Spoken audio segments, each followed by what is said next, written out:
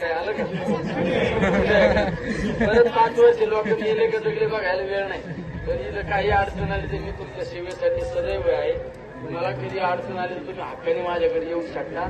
त्यामुळे हे सुद्धा काहीतरी आपल्या आजूबाजूचे जे डबडे वाजवणारे येते लोक अमुक अमुक साहेबांचं कुळ आलं शंकाने आलं याचा काही विश्वास ठेवू नका.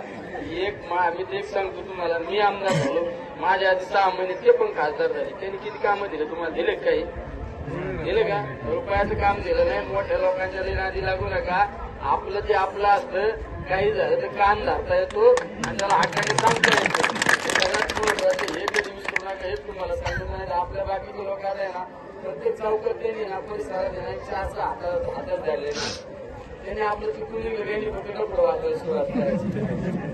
जे डबडं वाजवणारे ही एकदा लोकसभेची निवडणूक जाईल ते डबडे सुद्धा काढून घेणार आहे त्याची, आहे का नाही? त्यामुळे अशा ज्यांच्याकडे कर्तव्य शून्य माणसं फक्त मोठमोठ्या गप्पा मारायच्या स्टेजवर भाषण करणारे हे लोकांवर विश्वास ठेवू नका हे तुम्हाला सांगतो. आता मला एखाद्या वेळेस महिन्याभरात आचारसंहिता लागेल. तुम्ही आज पत्र द्या धन नोंद्या म्हणता ती पुढे सभा मंडप मी करून देतो. काही काळजी करू नका. माझा अजून 5-6 महिन्याचा कालावधी असेल ना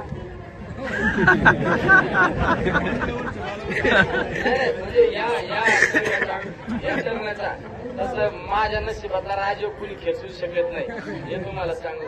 मला ते एकाने सांगितलं तू जवळ काटाळणार नाही तूच राहणार आहे. त्याच्यामुळे बाकी ज्यांना तर तुम्ही स्वप्न बघायचं नाही का नाही. आता आपल्याला आपण ती काढली ती राहू आता दुसऱ्याची जिरवायची बाकी सध्या